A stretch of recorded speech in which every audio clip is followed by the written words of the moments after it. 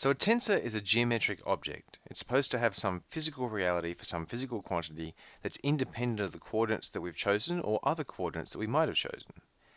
And so it should be independent of whichever reference frame we decide to write it down in, which means these coefficients, which are dependent on a particular reference frame, should change in a very well-defined way when we change reference frames or change coordinates.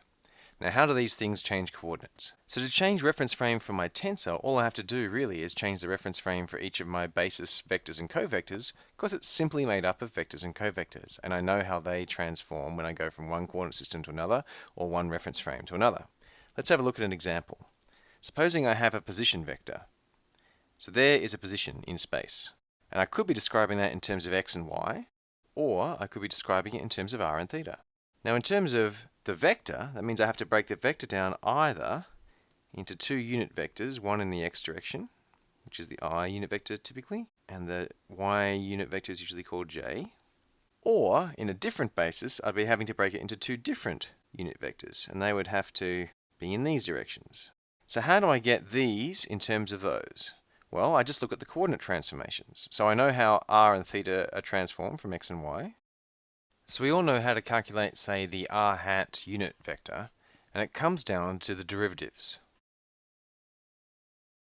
So all I really need to know is the transformation between the coordinates, and then I automatically get the transformation between the unit vectors. And you can see here that that has the obvious correct limits, that r is in just the I direction when we're fully going in the x direction, and when we're all the way up here, r is going in the y direction, and in between it's some combination in between.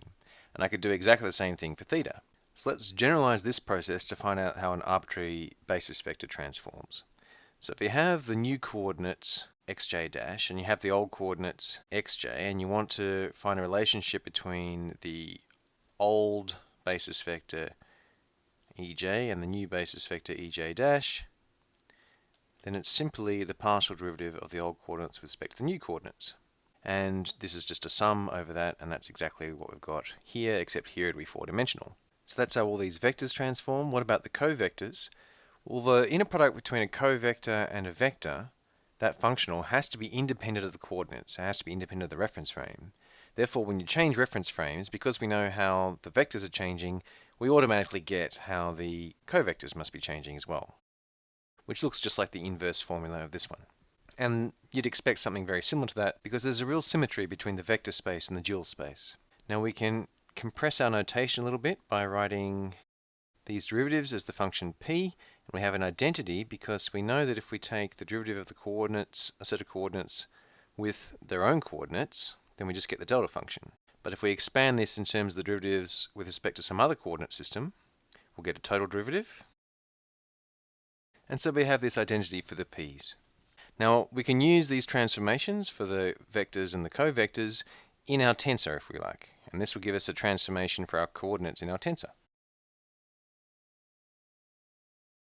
And so we'll have the p's one way around for all the vectors and the other way around for all the covectors. And now because the tensor product is linear, we can pull out all those p's. So remember, we've got full Einstein summation notation, so all these indices here are summed over. We're summed over all the v's, all the mu's, all the v dashes, and all the mu dashes. But you'll see that the basis vectors and covectors have been transformed from the undashed frame to the dashed frame. So the terms in the bracket here are exactly the coefficients of the tensor in the dashed basis. And so what we've derived is a relationship between the coefficients in one basis to the coefficients in another basis.